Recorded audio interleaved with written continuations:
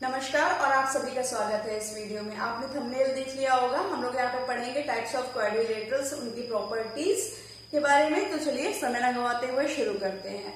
Quadrilateral क्या होता है पहले मैं बता देती हूँ। क्वाड मतलब होता है 4 और लेटरल्स मतलब होती है 2 डायमेंशनल फिगर। जैसे आपका एक पेपर होता है चिकना या एल्यूमिनियम की पतली सी शीट होगी, उसे कहते हैं लेटरल। 2 डायमेंशनल स्पेस जिसका हो, 3 डायमेंशन की हाइट ना हो। तो क्वाड मतलब 4 साइड से बनी हुई 2 डायमेंशनल आकृति। तो ये ऐसी कोई भी आकृति जो कि 4 साइड से बनी हुई है उसे कहेंगे क्वाड्रिलेटरल। ठीक है, तो हम लोग सिंपली क्वाड्रिलेटरल के कितने टाइप्स होते हैं उनके बारे में जानेंगे और उनकी प्रॉपर्टीज के बारे में, कैसे कैसे उनके नाम डिफर होते हैं उनकी प्रॉपर्टीज के बेस पे। क्वाड्रिलेटरल कोई भी 4 साइड से बनी हुई शेप को हम लोग क्वाड्रिलेटरल कह सकते हैं। ये भी क्वाड्रिलेटरल है और ये भी क्वाड्रिलेटरल है और ये भी क्वाड्रिलेटरल है। अब ये मैं एक शेप बना रही हूं यहां पे, इसका नाम ए बी सी डी। यहाँ पे A B is parallel to C D, इसको मैं तिरछा निशान लगा दे रही हूँ, इसका मतलब होता है पैरेलल। तो यहाँ पे A B is parallel to C D और इसके अलावा कुछ भी किसी से इक्वल नहीं है, ना ही पैरेलल है। ये दोनों देख रहे हैं कि आपस में जाके इंटरसेक्ट कर देंगे। सिर्फ A B is parallel to C D. तो इस टाइप की जो शेप्स होती हैं, इस टाइप का जो क्वाड्रिलेटरल होता है, इसका एक स्पेशल नाम होता है, वो होता है ट्रेपीजियम। अब मैं इसकी प्रॉपर्टी के बारे में बताती हूँ कि इसके अंदर क्या क्या खासियत है। अब ये 2 पैरेलल लाइन है, तो आप देख रहे हैं कि ये जो एडी है एक तरह से ट्रांसवर्सल लाइन की तरह काट रही है।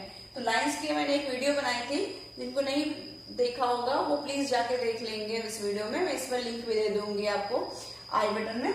तो चलिए देखते हैं इसमें क्या होता है। 2 पैरेलल लाइन होती है, तो अगर कोई ट्रांसवर्सल काटती है तो ये एंगल जो होते हैं सेम साइड ऑफ ट्रांसवर्सल, इन्हें को इंटीरियर एंगल्स कहते हैं। को इंटीरियर एंगल्स जो होते हैं इन दोनों का सम हमेशा 180 डिग्री होता है। ठीक है, तो ये हमारी जो एक 2 पैरेलल लाइन है, तो एडी एक ट्रांसवर्सल की तरह काम कर रही है। इसके वजह से ये एंगल और ये एंगल, इन दोनों का सम 180 डिग्री हो जाएगा। अगर ये x होगा तो ये 180 डिग्री माइनस x होगा। इसी तरह से यहाँ पे भी सेम चलेगा, इन दोनों का सम 180 डिग्री। इसका मतलब ये होगा कि ये जो दोनों एंगल्स होंगे ये सप्लीमेंट्री एंगल्स कहलाएंगे। सप्लीमेंट्री एंगल्स वो एंगल्स होते हैं जिनका सम जो होता है 180 डिग्री होता है। ठीक है, तो इस तरह से ट्रेपीजियम की क्वालिटी मैंने बता दी, इसकी प्रॉपर्टी क्या है। अब चलते हैं सेकंड टाइप ऑफ क्वाड्रिलेटरल। यहाँ पे ये अपोजिट साइड जो होंगी ये आपस में इक्वल भी होंगी और पैरेलल होंगी, और ये साइड्स भी आपस में इक्वल होंगी और पैरेलल भी होंगी।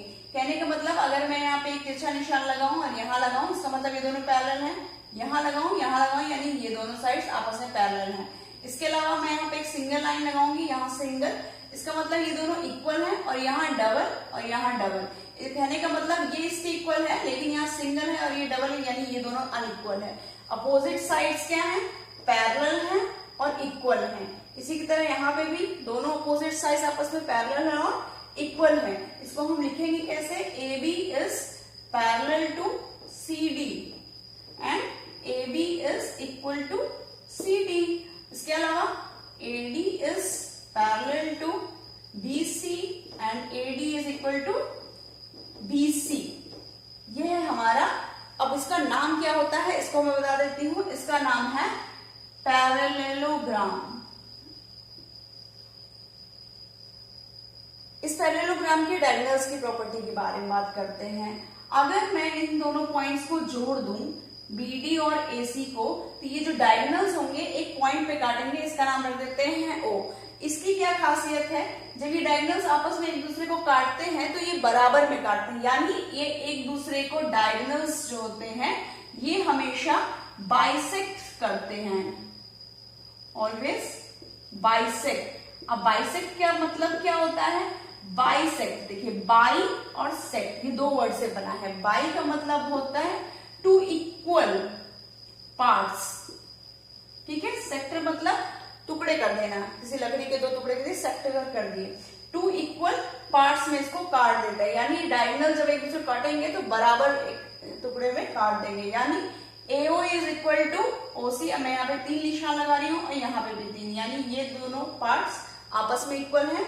और यहाँ मैं 4 का निशान लगा रही हूँ और यहाँ पे भी 4, यानी DO is equal to BO and AO is equal to OC। तो ये है हमारे डायगोनल की प्रॉपर्टी। और इसके अलावा आप जानते ही हैं कि ये दोनों आपस में एंगल कैसे होंगे, वर्टिकली अपोजिट एंगल। तो इसकी जो वैल्यू होगी वही इसकी वैल्यू होगी और जो इसकी वैल्यू होगी वो इसकी वैल्यू होगी। इसके अलावा जो ट्रेपेजियम का रूल था, दो पैरेलल लाइन है, टू ट्रांसवर्सल काटेगी तो इनका सम क्या होगा 180। तो यहाँ पे भी वही रूल फॉलो होगा, इन दोनों का सम 180 होगा। इसी के साथ साथ ये दोनों साइड्स भी तो पैरेलल हैं और यहाँ पे ये भी तो ट्रांसवर्सल काम कर रही है, तो इसकी वजह से क्या होगा, इनका सम तो आपस में 180 होगा ही होगा, इनका सम भी 180 होगा।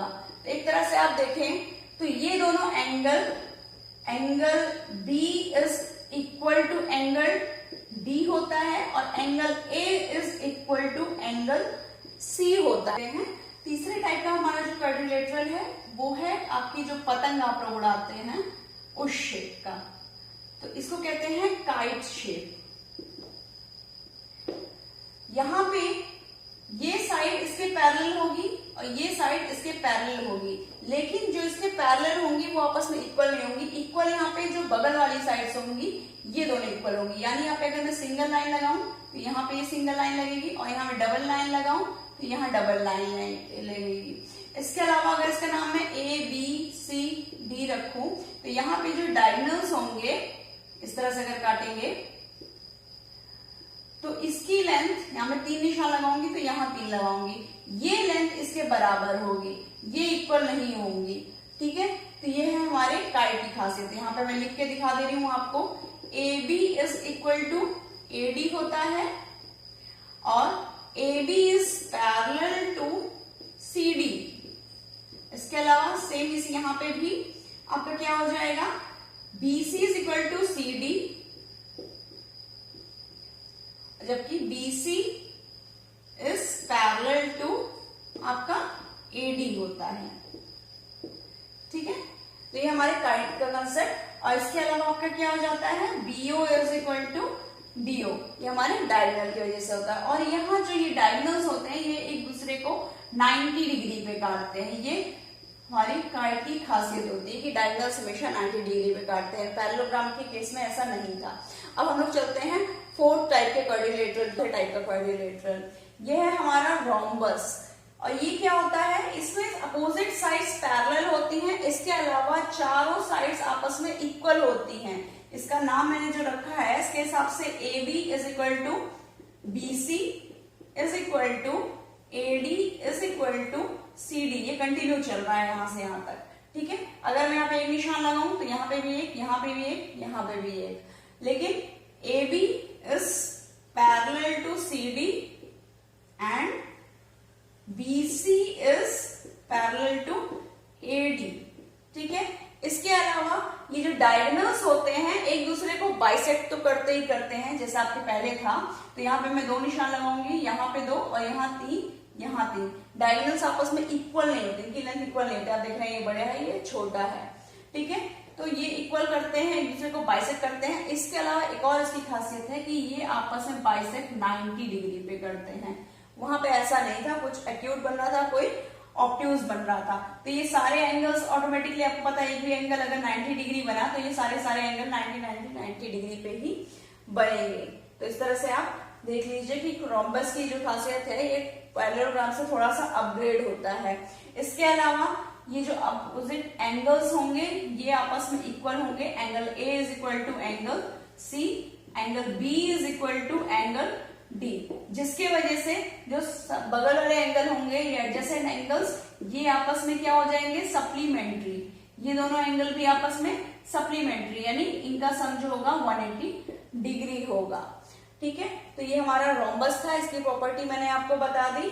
तो इस तरह से आपके टाइप्स ऑफ क्वाड्रिलेटरल्स और उनकी प्रॉपर्टीज को मैंने आपको समझा दिया। आप इनके बेस पे क्वेश्चन सॉल्व करेंगे हम लोग नेक्स्ट वीडियो में। अगर आपको ये वीडियो पसंद आई है तो इसको प्लीज अपने फ्रेंड्स में शेयर जरूर करिएगा और नीचे जो सब्सक्राइब की बटन है उस पर सब्सक्राइब जरूर कर दीजिएगा। तो मिलते हैं नेक्स्ट वीडियो में, तब तक के लिए नमस्कार।